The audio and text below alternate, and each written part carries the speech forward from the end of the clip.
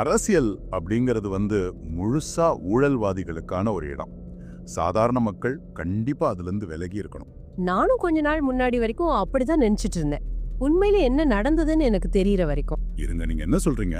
நாமக்கல்ல பாக்குறது எல்லாமே ஊழல் பற்றி தானே இருக்கு. நீங்க பாக்குற அந்த செய்திகள் எல்லாமே உங்களுக்கு காட்டப்படணும்னு முடிவான ஒரு திரைக்கதை. அரசியல்வாதிகள் தொடர்ந்து தப்பு பண்றாங்க அப்படிங்கிறது ஒரு ஊரறிந்த உண்மைதானே?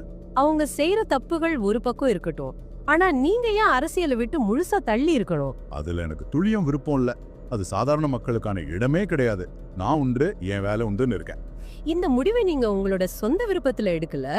உங்களுக்குள்ள அந்த எண்ணம் ரொம்ப திட்டமிட்டு ஆழமா விதைக்கப்பட்டிருக்கு. இத நீங்க உறுதியா நம்பினா தொடர்ந்து கவனமா கேளுங்க. இப்போது இதை கேட்கும் நீங்களும் ஒரு நிமிஷம் யோசிச்சு பாருங்க. சில ஆவணங்கள் உங்களுக்காக காத்திருக்கு. இதுவரை நீங்க நம்பின விஷயங்கள் எல்லாமே உடைய போகுது. நீங்க தினமும் பயன்படுத்துற ஒரு சாதாரண விஷயத்தை எடுத்துக்குவோம். நீங்க இன்னைக்கு ஒரு காலேஜ்ல சேர்றீங்கன்னு வச்சுக்கலாம். சரி. அல்லது ஒரு அரசு வேலைக்காக நீங்க காத்துட்டு இருக்கீங்கன்னு நினைச்சு பாருங்க. அதாவது இதற்கும் அரசியலுக்கும் என்ன சம்பந்தம்னு எனக்கு தெரியல. கல்வி கற்பதும் வேலைக்கு போறதும் ஒரு தனி மனிதனோட திறமை. உங்க திறமைய வச்சு மட்டும் இன்னைக்கு ஒரு வேலை கிடைச்சிடாது. இதுக்கு பின்னாடி ஒரு நீண்ட வரலாறு இருக்கு. 1928ஆம் ஆண்டுல ஒரு முக்கியமான அரசியல் முடிவு எடுக்கப்பட்டது. 1928? ஆமா, அந்த ஒற்றை முடிவுதான் உங்களுடைய அன்றாட வாழ்க்கைய ஒட்டுமொத்தமா மாத்துச்சு. சாமானிய மக்களுடைய வாழ்க்கைய தலைகீழா மாத்தின ஒரு மிகப்பெரிய அரசியல் நடவடிக்கை அது. அந்த நடவடிக்கை இல்லைன்னா இன்னைக்கு நீங்க அந்த பள்ளியிலோ கல்லூரியிலோ நுழைஞ்சிருக்கவே முடியாது. அப்போதான் இடஒதுக்கீடு அப்படிங்கிற ஒரு அரசாணை முதல்ல பிறப்பிக்கப்பட்டது. அனைத்து சமூகத்தினருக்கும் கல்வியிலும் வேலை வாய்ப்பிலும் உரிய பங்கு கட்டாயம் வழங்கப்படணும்னு முடிவு செஞ்சாங்க. சில 100 பேரிடம் மட்டும் இருந்த அதிகாரம் சாதாரண மக்களுக்கும் பகிர்ந்தளிக்கப்பட்டது.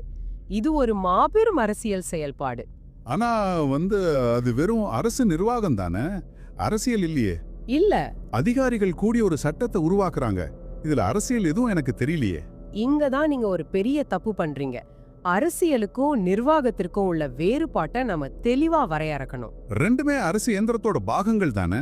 இரண்டும் ஒன்றுன்னு நீங்க நம்ப வைக்கப்பட்டிருக்கீங்க. அரசியல் என்பது நமக்கான விதிகளை உருவாக்குவது. அப்ப நிர்வாகம் என்பது அந்த விதிகளை வெறுமனே செயல்படுத்துவது, அவ்வளவுதான். எப்படி சொல்றது? இத கொஞ்சம் விளக்கமா சொல்ல முடியுமா? எனக்கு இது புதுசாகவும் ஆச்சரியமாகவும் இருக்கு. ஒரு கல்லூரிக்குள் யார் நுழையலாம், யாருக்கு வேலை கொடுக்கலான்னு முடிவெடுப்பது அரசியல். ஒரு சாமானியனுக்கு என்ன தேவைன்னு விவாதித்து தீர்மானிப்பது அரசியல் அதிகாரம். நிர்வாகம் அதை செயல்படுத்துற ஒரு கருவி மட்டும்தான். அப்ப இத்தனை அரசு அதிகாரிகள் பிரதிதினம் என்ன செய்யறாங்க? அந்த அரசியல் முடிவை ஒரு கோப்பில் எழுதி நடைமுறைப்படுத்துவது மட்டுமே அதிகாரிகளின் வேலை. சரி. விதிகளை அதிகாரிகள் எப்போதுமே தாங்களாகவே உருவாக்குவதில்லை. இப்ப எனக்கு புரியுது. அரசியல் இல்லாம எந்த ஒரு புதிய விதியும் சாமானிய மக்களுக்காக வராதுன்னு சொல்றீங்க. கரெக்ட். 1928ல நடந்த அந்த உறுதியான அரசியல் செயல்பாட்டால தான் இன்னைக்கு உங்களுக்கு பல உரிமைகள் கிடைக்குது. உங்களை அறியாமலே நீங்க அதோட பலனை அனுபவிக்கிறீங்கன்னு சொல்றீங்க. ஆமா. நான் இதை சிந்திச்சு பார்த்ததே இல்ல. என் திறமையால மட்டும்தான் எனக்கெல்லாம் கிடைச்சதுன்னு நம்பிட்டு இருந்தேன். இதை கேட்கும் நீங்க ஒரு கேள்வி உங்களுக்குள் கேட்டுக்கோங்க. மக்கள் அரசியலை கண்டு ஏன் இவ்ளோ பயப்படுறாங்கன்னு நீங்க எப்பதாவது ஆழமா யோசிச்சது உண்டா? வன்முறை, அப்புறம் ஊழல், மோசடின்னு பல தவறான விஷயங்கள் அங்க இருக்கு. அதனால மக்கள் இயல்பாவே பயப்படுறாங்க. இது மக்களாகவே தாமா உணர்ந்த பயம் இல்ல. இது மக்கள் மனசுல மிக திட்டமிட்டு விதைக்கப்பட்ட ஒரு போலி நம்பிக்கை. இருங்க, யாரோ இதை திட்டமிட்டு செய்யறாங்கன்னு சொல்றீங்களா? இது எப்படி சாத்தியம்? நான் சரியா 4 விஷயங்களை முன்வைக்கிறேன். நீங்களே சிந்திச்சு பாருங்க. முதல் கேள்வி, குடிமக்கள் அரசியலை கண்டு பயந்து விலகி நிற்பதால் உண்மையில் யாருக்கு லாபம்? எனக்கு தெரியல. ஒருவேளை ஏற்கனவே அதிகாரத்துல இருக்கிற பெரிய பணக்காரர்கள் மற்றும் செல்வாக்கு மிக்க மனிதர்களுக்கா? சரியா புடிச்சிட்டீங்க. 2வது கேள்வியை பாருங்க. ஒரு சிறு குழு ஒட்டுமொத்த அதிகாரத்தையும் சுருட்டி வச்சுக்க இது எப்படி உதவுது? நாம விலகி இருக்கும்போது அவங்க எந்த தடையும் இல்லாம அவங்களுக்கு பிடிச்ச முடிவுகளை எடுக்கலாம். கரெக்ட். யாரும் அவங்கள கேள்வி கேட்க மாட்டாங்க. நாமே அவங்களுக்கு அந்த சுதந்திரத்தை கொடுத்துடுறோம். உண்மைதான். 3வது விஷயம், நீங்க அரசியல் பேசாத போது பெரும் கார்ப்பரேட் நிறுவனங்கள் அரசுகளை விட எப்படி வலிமையா மாறுது தெரியுமா? மக்கள் கேள்வி கேட்காத போது அந்த பெருநிறுவனங்கள் தங்களுக்கு சாதகமா சட்டங்களை எளிதா வளைக்க முடியும். இதைத்தான் சொல்றீங்களா? ஆமா, இது நம்ம கண் முன்ன நடக்குது. 4வது கேள்வி, இந்த அச்சத்தை மக்கள் மனதில் எப்படி உயிர் போட வச்சிருக்காங்க? இதுக்கு என்ன தந்திரங்கள் பயன்படுது? தொடர்ந்து அரசியல் ஒரு சாக்கடைன்னு பிரச்சாரம் செய்யப்படுது. அதுதான் அந்த தந்திரமா? மிக சரியா சொன்னீங்க. ஊடகங்கள் வாயிலாகவோ திரைப்படங்கள் வாயிலாகவோ இது திரும்ப திரும்ப சொல்லப்படுது. நீங்களும் அதை அப்படியே முழுமையா நம்புறீங்க. என்னோட அமைதியால யாருக்கு லாபம் நான் ஒருபோதும் நினைச்சதே இல்ல. இத புரிஞ்சுக்கிறது ரொம்ப முக்கியம். நான் ரொம்ப நல்லவன் நினைச்சு விலகி நின்னேன். இது எனக்கு பெரும் அதிர்ச்சியை தருது. நீங்க அமைதியா இருக்கிற ஒவ்வொரு நொடியும் யாரோ ஒருவர் உங்களுக்கான முடிவை எடுக்கிறாங்க. இது எனக்கு கொஞ்சம் அசௌகரியத்தை ஏற்படுத்துது. என் உரிமைகளையே நான் அறியாமலேயே மற்றவர்களிடம் கொடுத்துட்டேனா அப்படின்னு தோணுது. அந்த அசௌகரியம் தான் உண்மையான கற்றலோட முதல் படி. நீங்க இப்பதான் நிஜமான அரசியலை பார்க்க தொடங்கி இருக்கீங்க. இதுக்கு ஏதாவது வரலாற்று ஆதாரங்கள் இருக்கா? மக்கள் தாமா போராடி உரிமையை பெற்றதற்கான உறுதியான சான்றுகள் உண்டா? நான் இப்போ 2 வரலாற்று நிகழ்வுகளை ஆதாரமா உங்க முன் வைக்கிறேன். இது வெறும் வரலாற்று பாடம் இல்ல. என்ன ஆதாரங்கள் அது? நம்ம வாழ்க்கைய மாத்தின சாட்சிகள். முதல் நிகழ்வு, தந்தை பெரியார் தமிழ்நாட்டுல சமூக நீதிக்காக போராடிய ஒரு மாபெரும் தலைவர். இது எனக்கு நல்லா தெரியும். அவர் எப்படி அரசியலை சாமானியர்களுக்காக பயன்படுத்தினாருன்னு தெரியுமா? அவர் வெறும் கருத்துக்களை மட்டும் சொல்லல. வேற என்ன செஞ்சார்? அவர் அரசியல் அதிகாரத்தை பயன்படுத்தினார். அதன் மூலம் கோடிக்கணக்கான மக்களின் பொருளாதார நிலையை நேரடியாக மேம்படுத்தினார். ஒரு தனி மனிதரால் அவ்வளவு பெரிய மாற்றத்தை எப்படி சமூகத்துல உருவாக்க முடிஞ்சது? அவர் சமூக நீதிக்காக யதார்த்தமான அரசியல் செஞ்சார். சாமானியர்களின் கல்விக்கோ வேலை வாய்ப்பிற்கோ அவர் மாபெரும் அரசியல் செயல்பாடுகளை முன்னெடுத்தார். அப்போ அவர் மக்களுக்காக போராடி புதிய சட்டங்களை அரசை விட்டு உருவாக்க வைத்தார்னு சொல்றீங்களா? ஆமா, அவர் அதை செய்யாம அமைதியா இருந்திருந்தா அந்த மக்கள் இன்றும் சமூகத்தின் விளிம்பில் தான் அடங்கி கிடந்திருப்பாங்க. இது உண்மையிலே எனக்கு ஒரு புதிய பார்வை. அதிகாரத்தை வச்சு எப்படி ஒரு சமூகத்தை உயர்த்த முடியும்னு இப்ப புரியுது. இது ஒரு நல்ல உதாரணம். இரண்டாவது ஆதாரம் என்ன? இரண்டாவது நிகழ்வு 1965ஆம் ஆண்டு நடந்தது. அப்போ என்ன நடந்தது? அந்த ஆண்டு நடந்த இந்திய எதிர்ப்பு போராட்டத்தை நினைச்சு பாருங்க.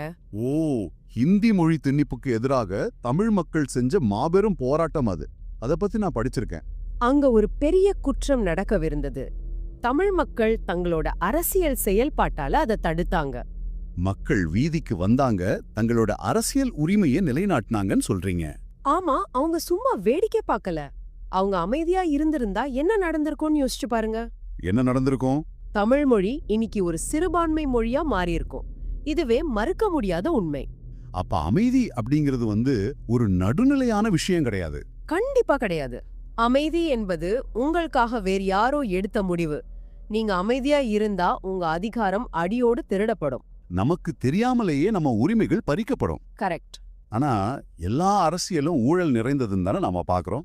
உண்மையான அரசியல் செயல்பாட்டிற்கும் அரசியல் ஊழலுக்கும் உள்ள வித்தியாசத்தை எப்படி கண்டுபிடிக்கிறது? நல்ல அரசியலை கண்டுபிடிக்க சில உறுதியான அடையாளங்களை நான் உங்களுக்கு தர்றேன். இதை நீங்க எளிதா சரிபார்க்கலாம். அந்த அடையாளங்கள் என்னென்ன? அது கற்பனையா இல்லாம மிகவும் யதார்த்தமானதா இருக்கணும். நான் என் கண்ணால பார்க்கக்கூடியதா இருக்கணும். முதல் அடையாளம் இதுதான். அந்த அரசு பலருக்கு நன்மை பயக்கிறதா என்பதை நீங்க பார்க்கணும். அதாவது ஒரு குறிப்பிட்ட குடும்பத்துக்கோ அல்லது ஒரு சிறு குழுவுக்கோ அது போகக்கூடாது. ஒட்டுமொத்த மக்களுக்கும் அந்த முடிவு பயன்படணும். சரியா புரிஞ்சுக்கிட்டீங்க. இரண்டாவது அடையாளம் தலைவர்களை கேள்வி கேட்கும் வெளிப்படைத்தன்மை அங்க இருக்கான்னு பார்க்கணும். தலைவர்கள் மக்கள் முன் நின்னு வெளிப்படையா பதிலளிக்கணுமா? எந்த ரகசியமும் அங்க இருக்கக்கூடாது. ஆமா, உண்மையான அரசியல்ல இது சாத்தியம். மூணாவது அடையாளம் உள்ளூர் மக்களின் நேரடி பிரதிநிதித்துவம் எப்படி உள்ளது என்பதை நீங்க கவனிக்கணும். முடிவுகள் மேலிடத்திலிருந்து திணிக்கப்படக்கூடாதுன்னு சொல்றீங்க. சாதாரண மக்கள் முடிவெடுக்கும் இடத்துல இருக்கணும். ஆமா, இத ஒரு உள்ளூர் உதாரணத்துடன் ஒப்பிட்டு பார்க்கலாமா? தாராளமா சொல்லுங்க. பஞ்சாயத்து ராஜ் அமைப்பு எடுத்துக்குவோம். அங்க நடக்கிற யதார்த்தத்தை பாப்போம். பஞ்சாயத்து ராஜ் என்பது கிராமங்களை நிர்வகிக்கும் உள்ளாட்சி அமைப்பு. அதுல என்ன பெரிய ஆச்சரியம் இருக்க போது? ஒரு கிராமத்துல நடந்த உண்மையான உதாரணத்தை கூறுறேன். அங்க என்ன நடந்ததுன்னு கவனமா கேளுங்க. சரி, சொல்லுங்க. நீங்க சொன்ன அந்த நல்ல அரசியலின் அடையாளங்களை இது எப்படி சந்திக்குதுன்னு நான் பாக்குறேன். அந்த கிராமத்துல இந்துக்கள் பெரும்பான்மையா வாழ்றாங்க. ஆனா அங்க ஒரு இஸ்லாமியர் பஞ்சாயத்து தலைவரா தேர்ந்தெடுக்கப்படுகிறார். ஒரு நிமிஷம். மதம் மாறி வாக்களிப்பது என்பது நம்ம சமூகத்துல மிகவும் கடினமான ஒன்று. அவர் எப்படி அங்க வெற்றி பெற்றார்? அவரது தொடர்ச்சியான சமூக பணிகளால் மக்கள் அவரை தேர்ந்தெடுக்கிறாங்க. மதத்தை விட மக்களின் அடிப்படை நலனே அங்க அரசியல் முடிவா மாறியது. இது ரொம்ப ஆச்சரியமா இருக்கு. மக்கள் தங்களுக்கு யார் நல்ல வசதிகளை செய்து தருவார்கள்னு பார்த்து வாக்களித்திருக்காங்க. திணித்துவம் அங்க உண்மையா செயல்பட்டிருக்கு. இப்போ புரிஞ்சுதா? உண்மைகளை இப்போ நீங்க தெளிவா புரிஞ்சுக்கிறீங்க. ஊழலுக்கும் உண்மையான அரசியல் செயல்பாட்டிற்கும் உள்ள வேறுபாடு இப்போ என் கண்முன் வெளிவா தெரியுது. மக்கள் அரசியல் அதிகாரத்தை நேரடியாக கையில் எடுக்கும்போது மட்டுமே ஊழல் குறையும். மக்கள் விலகி நின்றால் ஊழல் பெருக்கெடுத்து ஓடும். இது எல்லாம் கேட்ட பிறகு ஒரு பெரிய விழிப்புணர்வு வருது. ஆனா சாமானிய மக்களாகிய நாம இப்ப என்ன செய்ய முடியும்? குடிமக்கள் உடனடியாக செய்யக்கூடிய 3 குறிப்பிட்ட செயல்களை நான் கூறுறேன். அது என்னென்ன? இவை முற்றிலும் இலவசமானவை, எவரும் எளிதாக செய்யக்கூடியவை. ஆனா அது சட்டப்பூர்வமானதாவும் இருக்கணுமே. நான் எந்த ஒரு சட்டச்சிக்கல்லையும் மாட்டிக்க விரும்பல. இவை அனைத்தும் 100% சட்டப்பூர்வமானவை. முதல் செயல் தகவல் அறியும் உரிமை சட்டத்தை பயன்படுத்துவது. இதை பற்றி நான் செய்திகள்ல கேள்விப்பட்டிருக்கேன். ஆனா இது எனக்கு எப்படி நேரடியாக உதவும்? இது அரசு ஆவணங்களை சாமானிய மக்கள் பார்வையிட உதவும் ஒரு சிறப்பு சட்டம். இந்த சட்டத்தை கொண்டு அரசாங்கம் என்ன செய்யுதுன்னு நீங்க கண்காணிக்கலாம். என் கிராமத்துல நடக்கிற சாலை பணிகளின் உண்மையான செலவுகளை கூட நான் இதன் மூலம் தெரிஞ்சுக்க முடியுமா? நிச்சயமா உங்களால முடியும். இரண்டாவது செயல் உள்ளூர் அமைப்புகளில் நேரடியாக உங்கள் கோரிக்கைகளை அளிப்பது. நான் தனியா போனா அவங்க மதிப்பாங்களா? நான் எந்த அதிகாரமும் இல்லாத ஒரு சாதாரண குடிமகன் தானே. மக்களாக ஒன்றாக இணைந்து கோரிக்கை வைங்க. மக்கள் கூடும்போது அதிகாரம் தானாக பணியும். இது மிகவும் நம்பிக்கையா இருக்கு. மூணாவது செயல் என்ன?